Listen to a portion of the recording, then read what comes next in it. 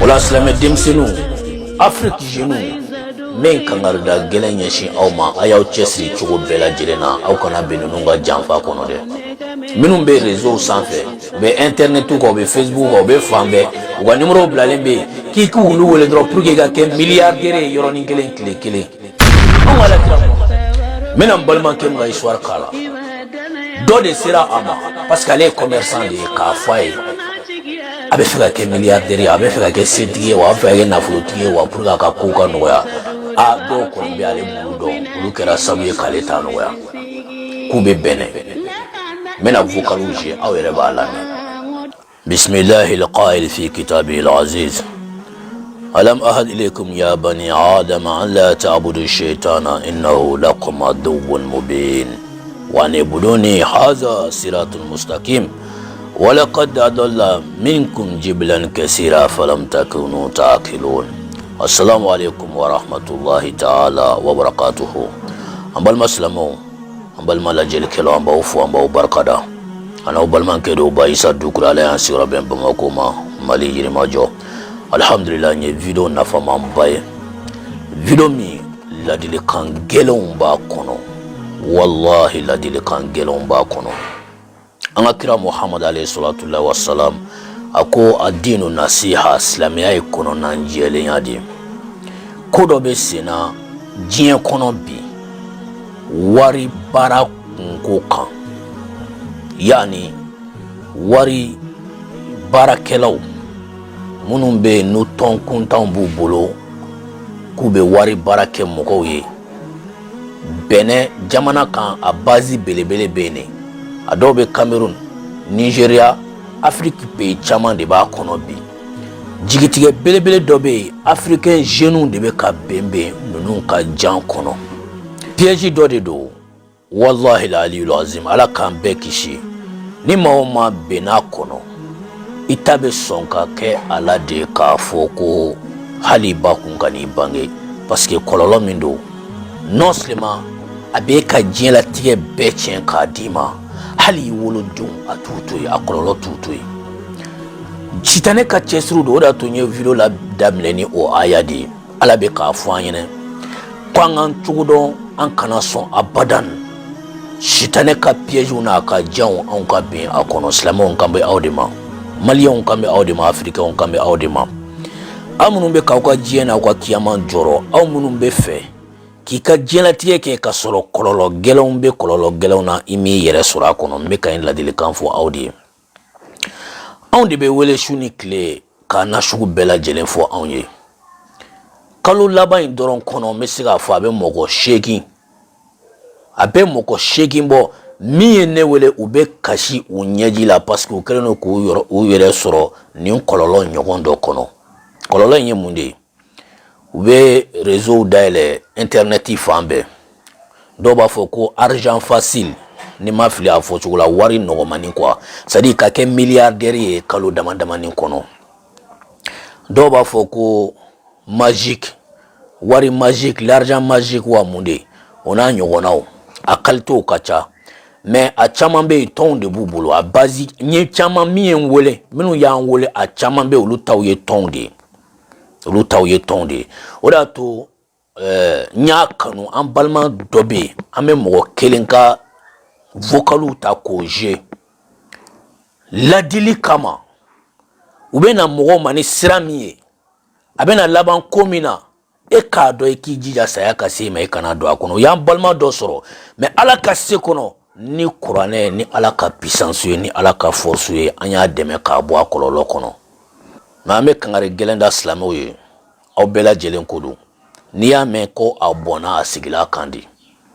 n'i y'a mɛn a bɔnna a sigila kan ala ka n'i ci ka girin wari nɔgɔmani nɔfɛ wari nɔgɔman tɛ yen wallahi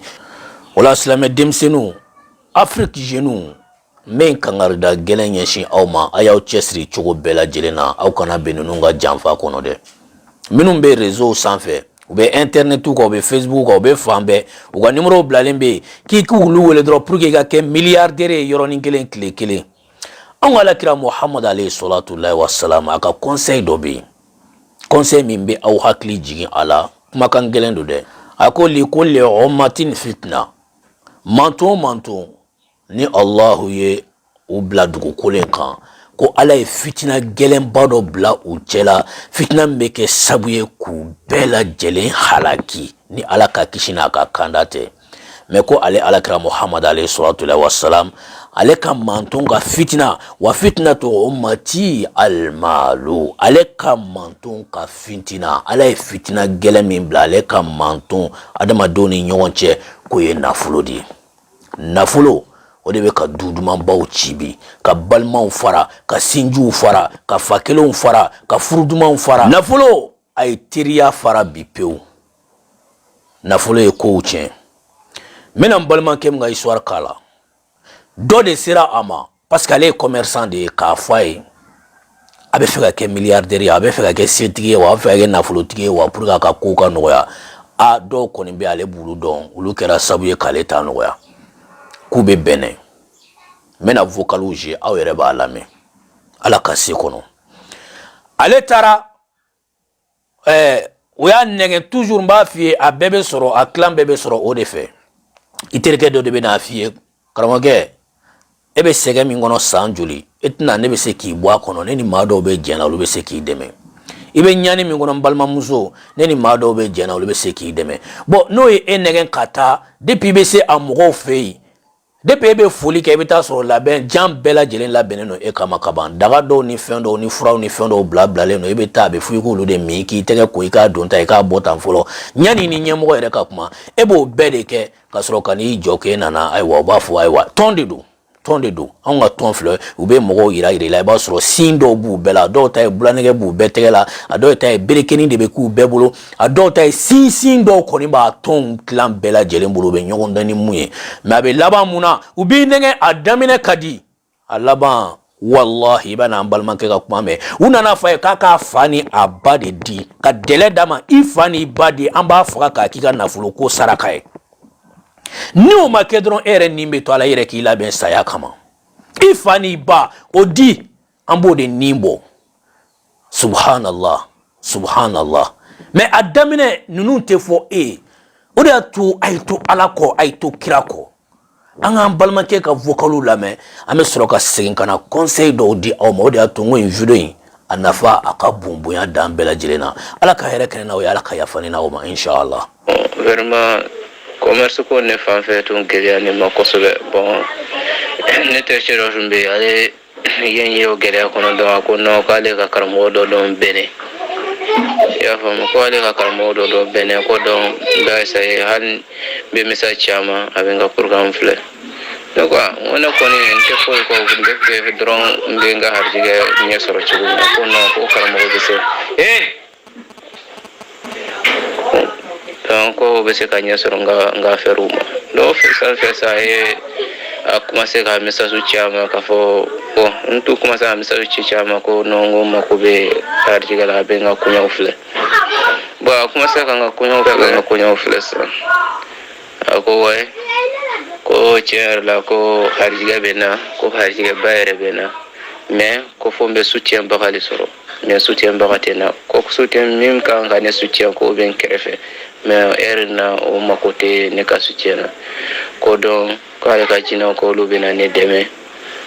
ka ne soutien ko kɛ n ka nafolo sɔrɔ ne ko n ko kabini ne kɔni bɛ yen ne ma deli ka nafolo surtout jinɛ nafolo n ko laban t'o la dɛ ko non ko ne ma ɲini o ko jinɛw yɛrɛ de ka o résultat f'a ɲɛna k'olu bɛna ne dɛmɛ ko bɛna nafolo di ne ma pour que ne ka se ka bɔ n yɛrɛ ɲɛ ye ko ni harijigɛ fanfɛla dɔn non k'olu bɛna kɛ ko kɛ n bɛ harijigɛ sɔrɔ ko wa n bɛ nafolo fana sɔrɔ fana i y'a fɔ donc depuis o waati ne ko n ko jinɛ ka ko tɛ laban dɛ ko non ko conséquence foyi t'a la ko conséquence t'a la n ko ko conséquence foyi t'a la n ko ni conséquence t'a la n ko nafolo ka di mɔgɔ bɛɛ ye donc n sɔnna o senfɛ a tora ka baara kɛ a ye wari dɔ proposer ne y'o caman la ye ko ni faamu i y'o ko ni faamu ja i bɛ réseau ko ni kalama ne min fa ɲininka walima i ba walima fɛn wɛrɛ ne dun ko non n ko ne dun b'a ɲininka n fa ni ba ko n fa ni ba ninnu ye ne tɛ se k'olu kɛ ne yɛrɛ ma fin yɛrɛ nɔ Comme ne commence la barre non ne m'a dit que faire imaginer donc qu'il aurait bien. Ne on a d'autres pas au forum d'endroit tu n'es qu'appel direct les ne vous l'appel direct les avec un kuma avec un pren qu'on ne galé la problème là quand le donata moi levé moi ne me demande pas au kokama et tu vas changer. Kono ko is obligé ko ale ka kuma te ko jina nun ka kuma do ko do bena clé tan saba ma eso te semaine flyer ko bena clé tan saba dia ko be cija ka nyuga dia soro ka duma ko sino amai ne ma mai ulwere ko amai an shima ngole ve ngone fe me a net ka fo ni ko ni be pere ko ni ka sa mente son ga ni ko ni ke wala be ram na sa no wala sa ne be se ka fo alhamdulillah ni so sigia sino ni a clé flies tesino communication teseka kuma kanya teseka dunke kanya hakli bebe sanfe mado meni kun ke chudi wala alhamdulillah do hal biya ba do ko sankoni kanga la je ka mo flani kulu kesera mo fla ni kana ni sisa ka mo flani kulu kesera mo fla ni kana ni sisa subhanallah walhamdulillah wala ilaha illa Allah wa Allahu akbar mbalmau ayre boraka nunu lame ala kanina ukanda natabaya mainde mbalma ke me min fiye kana natade ala min dima ato kibo ni be milliard ko ite noroko ala shufe ala deli nafulo mi ni kololote ako ikawuli ka barake il faut travailler barake bara doron de be nafulo la sadama dema ni siraw sirabe na ko nafulu nogomani nafulu facile abeta billahi abela bayni ngonya kamia ni wati dorongono nkante sari ngame ni wati damani kono abe kashikin bo wa nebe na njwa ka ni mama tari re din numatu ante ma bo akono tun ubi ni mi israila yere de anyini parce que comme no abe keneka femina abe ta yorodo uba fo anye dota atale ko kufa ka bolongon deni de di a bolongon deni o de tigera o joli wallahi o de kera ka o de kera joka nga video temelendo la nye dota fo ye o joli de kera ka bagi glan ka dama ona nyogona chama dobu wolodon di dobu balmau di dobu sinju di ni shubaga nunuma ni shitane kafirima piège de be shitane bolo aya kale alaye ako adama dinu baw be digi jahannama kono jahannama ni asigi wallahi ne iblisa kilentake shitane kalto kacha u chesri no chesri dambela jele na ora to bi nege parce que baro e wari dende wari kadiye ko jugi nataka bo ika alama ibo ika dine mi bo eka dine tole no dala kuma ma eretalo dine ye femie imado ora tibe buli fen ko minti halalai ubi nege no die ka inafo jege minena be donongo de ke dulena ka flijila ka sega jege nege kana abena jege fego dumuni dumado abi dafa la dron jege minena ba a bugoti ka flila hara o yale ka ko bane natabaya mai aya uchudo aya hakli to yorela mbawele tungarangeo aw minnu be kɔfɛ jamanaw kan aw minnu be Nigeria Cameroun Canada Gabon ni jamana nunu kan suni kile aw de be kan wele ni problème nu ye wallahi aw ka hereta la me kon ka wuladi aw ka hereta la de ay segi ala nyuman bay ma aw jigi ke alay je koko a herelama ibolo jan itigi Allah ye awele fen be solution be Qur'an kono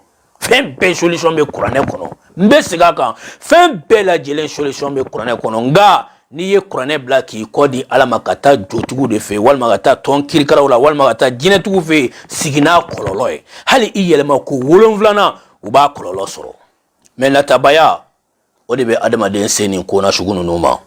igasi yele la ikasi duskuna kiga ko to ala bulu an ala kira Muhammad alayhi salatu wassalam aga kuma kan do be ni bene hakli jigi ala kira ko yakbur ibn adam wa yakbur ma wasnani akwadama din ani fen fla de be koronyogon fe depuis abeta 100 ans 100 duru 100 bisaba 100 biworo 100 keme fen fla be o de be développer adama dina ka o kanu de be toka bunya ka tafe adama dina o fen fla o jumede hubbu mali nafulo kanu milliard fonga ke milliardaire fonga njia jien kono fonga wari nogomani soro fonga V8 baw ni katikati baw sangata mone sadi kata moke mfaduna fonga ta ke anga village kamelen kunti kata moto kura baw sanga moto nunta fambe ka wari farote adama dona fonga ta yani droguni kata benja bawla Dubai ni jamana bawka fune ko kedi subhanallah adama deni ni ndibe koro hubbul mali nafulo kanu obadama den duskuna de aflana docteur ka docteur de be ka fanye Muhammadu alayhi salatullahi wassalam ako wa tulul umri shi janya adama den be ni shi janya nata de be koro be ka ala dili ala chaman ba fara an shi kande ala ika shi ani kenya dama an be bo duwa ke de be ala wule sana fara ko saya ala kana che janya subhanallah ala kina che janya ala de be na che janya ena che janya choko na sera billahi itekishi ni saya tuna ikambi jena kono fenti seki kishi ni saya tuna ikambi ika etaju ika miliaru ika sebe ika fanga be ye samba yiriga okeka keleke ka femunu fara nyogon kan atise ka fuenya yete ni arabu na fulubatigi na arabu kay na fulubatigi akaso lage ni etaju be de ataye ni etaji banunu ni mobili chaman banunu ni foro hectare ba petroli sadi nafulo tigiya dai nunu taye me kamelen donto de flikoro kaburu kono aya kodo abela jele ayi kodo abela wa ala bina tale fese ni milliard bade a dorome kelon kele aya soro chogodi wa dorome kelon kele aya don dajume fe fese wallahi haramu dorome kele ebe ni ba kololo don alkiyama do nyangata min beda kan jahannama kono haramu dorome kele no ni ba do saya be sima ite warmara me bi on de be ka giri haramu ko ambe nyogon goshi ni srabe ibita fukata dabali jugu ke kata bara jugu ke ko fe ka ke milliardaire ko fe ka ke setige ebe milliard soro bisini bi ko do ala ebe sadon do wa ebe tabi ebe tasini eske ba don laidu do be eni ala chewa wala tadri nafsun bi ayi ardin tamut ala mo fiwa adama dembe mundon ambe kunfen boli dorone la an yerema an wa hayatu kera kunfe tagadi may halika fo sinimbenke ala ya interdit islam nyumaka wala takullana li shay'in inni fa'ilu zalika ghada illa an yasha Allah ka fo sinimbenke no haramu do kofika fo ni Allah sonama sinime se yenewa ebo do ni ala chewa ebe ka boli ala ka dugukolo kan sisan ka waso ni ka sewye ka waso ni ka bunyaye ka soro odon ebe boli la domini odon kele inyogon keme yiriga be ka da kaburu kono uye munke alala uye munfo alama turu do de qul innal mauta allazi tafiruna minhu fa innahu mulakikum thumma turadduna ila alimil ghaibi wash-shahada fayunabbiukum bima kuntum ta'malun abe ka boli sayaminye ni banani mine pau kebi yere kishi ka bossa ya mabita Ameriki France Canada wasro nimbo meleke sigleno ka ikonodi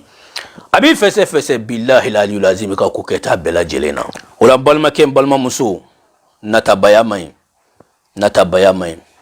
nafulo kanu abe ka adama don halaki bide nafulo kanu abe ka mauke jahannama kono don yebi ni ay hali pedeya ani giniya ani yani danga dinya ton a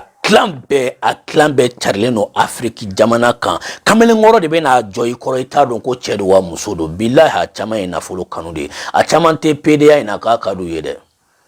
kololo me PDA la uba don tiki men na fulu kanu kama ni dona tona na fulu be cheka dima chitane fanga soro jien kono de chitane ka empire de be jien kono bi ni tara chitane ka côté de la bibi sago ke jiena me ay gira auka ala nyuman bala ala ko je wati kunguruni de me ko alkiyama e bada de sambi shigi sambi woro sambi duru sambi wolonvla kama kanaika hayatu bada mimbe saya ko kana chien wallahi la harado sayate sayate bada do ni dona jahannama kono nyangata bada bi kan funi ala hinana ila ki bode mais ni dona aljina kono ibe nema bada be a qualité na shu be de la ana shu be horom muso daga bana o keleno ka aljina fambe fa ebe giri mo muso ko la yano horom muso daga bana muso fimani kale anyumanu o keleno ka aljina fa wa gema chama keleno ka fa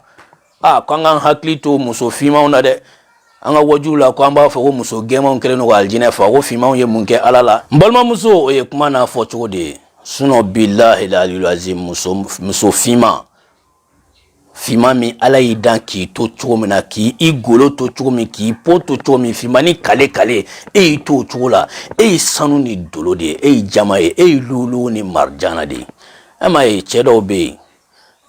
ni muso fima rete mana na ni jien muso kalte udusu be chien wirema o de ka cha jien kono ala valeur mi do farafi muso la nawbado billahi hali tulu fitini ta bla igolo kan mo finya dia originali nye ne ba fimai ayaw chesira ala de ala ka barka do farafi muso la ala ka barka do muso fima na ana gema bela jele fanama wala ni nasiha nun conseil nun ayato ka baraka nay aben naw nafa on de be an shuni kila adama dombe kule uban wole nu makuye abura ka ambalma ke ka vocalu lame aya lame kaka fade di u ka fafa dore tere kaka to doron chuluma subhanallah afa anaba nafulu kama iwolo fani iwolo ba ibange baga muso ibe siga munke ki ba sara jien kono ebe se ki ba sara jien kono ni munye Allah iba min sona ka nindi kalo kononton abe makarto ko bela ebe se kana jien kono chugumi timano timbe wuli muso la timbla cheba koro ka militi flabeta la hara me muso ni munyu kata nindi muso konoma nubu kunda docteur so kan haklina fladi bula nga ni amanya sayako ne kata ndenga kishi abi bangula ka klaka na kalo joli ebe kanyani beda kan ka snoko tike ka bwanyena chedale no gorondoli fula dereni be toroya minda baka ala kelempe de bado depuis dembe bangi baka shiene damnene o snoko bane pew abi inege ifitini abi hinila abi joshi abi momo abi gerala shumbe dima ibe sune kaka ibe bo kaka ayeni bemunyu danga de emaseko ebi imesigi basara fuela kebe ti badi go saraka go na fulu nove eski na kumbila jengono na kumbe ela jengona subhanallah wala wati suru akama mbaw fu mbaw barkada ni video yi amba join yorola a conseil amba continuer ala ka se kono parce que amba ma ke warabe a problème gelema babo fana kan mais ala ka se kono amba fu ala ninche anya fana bo a problème kono mais ata o temenani mo chemimbe mali yere kono antina mo to fo de abe o na fulu bara kilinde ka kambele ni negen ka video bola ay alata ana ubalma kede tunu baisa dukra la yansigro bemba makoma wassalamu alaikum wa rahmatullahi ta'ala wa barakatuhu.